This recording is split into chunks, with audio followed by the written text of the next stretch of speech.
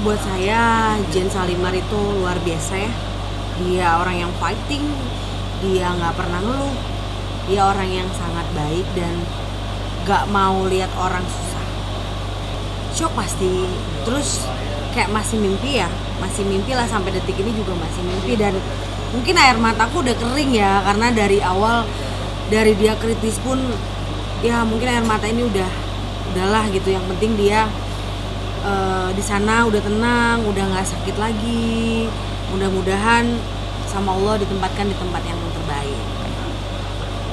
Ya dengan dia kalau ketawa ya, dia tuh kalau diajak ngomong apa aja nyambung udah pasti, nggak pernah baperan. Jadi selalu membawa suasana tuh ceria terus. Dan selama 10 tahun aku bersahabat sama dia, aku rasa aku nggak pernah ada konflik sama dia sedikit pun ya. Karena kita memang bener-bener pure temenan, bukan yang istilahnya kalau orang kan ada pemanfaatan atau apa gitu ya. Ini bener-bener temenan gitu, suka duka ya apapun. Dia kadang-kadang bisa telepon aku jam 3 cuman buat curhat, begitupun ke aku gitu ya. Ya aku juga kalau mau ada masalah telepon dia ready gitu dengerin aku. Aku pernah ke Bali sama dia bertiga sama temen aku. Ya kita seru-seruan di sana. Terus dia cuma pernah bilang, andai aku punya perahu boat sendiri, kita nggak usah bayar mahal kayak gini. Waktu itu kan kita naik boat gitu ya, harganya lumayan tuh. Saat itu nggak lupa lah ya, kita 3 hari di Bali. Terus ada juga kita 3 hari di daerah Bogor ya, yang me time-nya kita gitu, lari-lari ke tempat-tempat yang memang naik ya, kayak gunung gitu. Udah pernah kita lewatin semua. Udah lebih pasrah ya, anak itu soleh banget. Dan dia cuman ya kayak kemarin cuma bisa nangis tunduk ya, cuman ya mau gimana, katanya memang sudah takdir. Anak itu soleh banget dan kuat. Respon anaknya sih ya gitulah, cuman mama. Udah dia banyak berdoa, mungkin pecah tangisannya pas kajian masuk liang lahat gitu ya. Itu udah nggak tahan lagi, akhirnya dia nangis. Enggak, Jarno tuh cuman tante peluk saya kenceng, udah itu aja. Ngikutin kok, kita ngikutin memang dari tanggal 17 tuh dia udah telepon saya gitu ya. Liv, aku sakit nih, batuk-batuk sih sebenarnya, cuman kayak batuk-batuk aja. Terus agak pening-pening, cuman tanggal 19 dia nggak kuat tuh ya, tanggal 19 nggak kuat. Akhirnya dia ke rumah sakit JMC itu, rumah sakit JMC, dirawat 3 hari di sana. Cuman pulang karena dia nggak dapet kamar gitu. Akhirnya pulang ke rumah, 3 hari di rumah, ngedrop dia, kekurangan oksigen sampai kritis karena saturasinya kurang lebih 34. Seperti itu. Berkali-kali kita cari rumah sakit, hingga 7 rumah sakit selama 3 jam gitu ya. Adik iparnya gitu berusaha dibantu sana sini. Akhirnya dapet di rumah sakit Fatmawati. Tapi di rumah sakit Fatmawati memang saat itu penuh ya, dengan kondisi seperti sekarang ya. Terima kasih buat semua rumah sakit yang udah membuat kajian tuh yang ngebantu lah ya dengan situasi yang sangat genting sekarang gitu, di mana-mana penuh seperti itu. Akhirnya balik lagi ke JMC karena memang kebetulan tidak ada oksigen saat itu. Di JMC ada, tapi memang belum bisa masuk ICU. Seharusnya saat itu sudah masuk ICU itu karena menunggu waiting list 70 orang. Sesudah itu masuk ICU ya. Terus ya adalah saya sama dia video call gitu ya. Sebelum masuk ICU dia masih sadar. Begitu sudah masuk ICU dipasang ventilator, dia tidak sadarkan diri hingga kemarin. Ya dia merasa, dia berontak ya karena suster katanya pelan-pelan, waktu entah dipasang ini entah pakai selang gitu ya.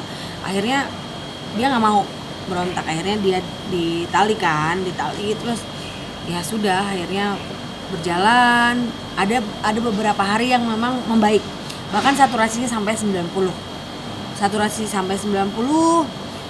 Sehari sebelum meninggal ya. Saya info dari adiknya itu jam 8 pagian itu saturasi masih bagus. Jadi kita tenang tuh. Tiba-tiba anfal di jam 2-an.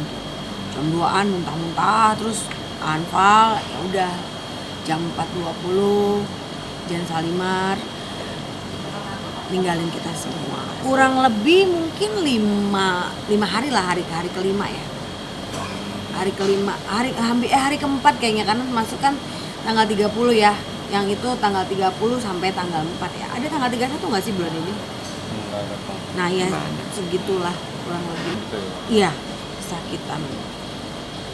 Tapi ya saya tahu lah, dokter udah pasti pengen yang terbaik juga ya. Dan karena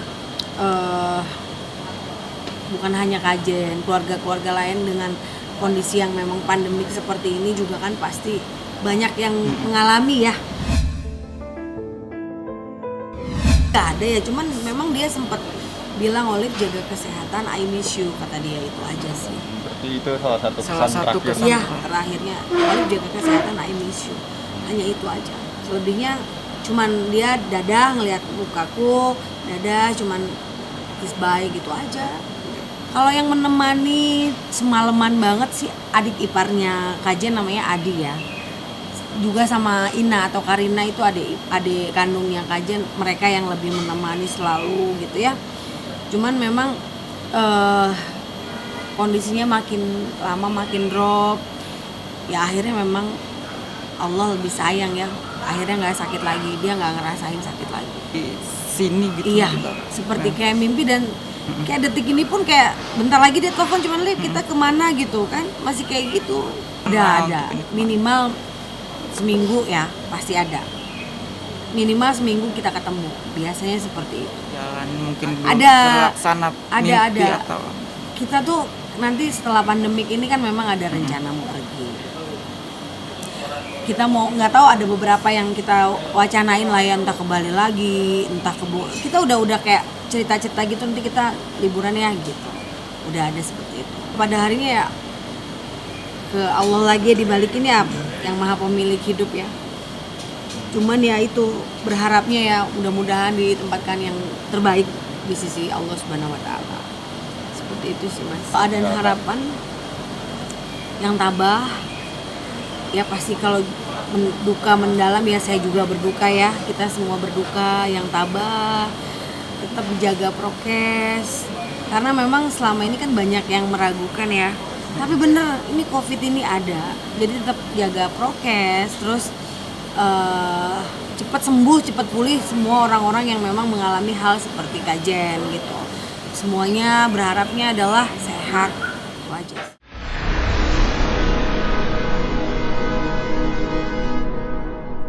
Jadi jangan lupa untuk subscribe Cumi Cumi. Ditekan ya tombol lonceng merahnya.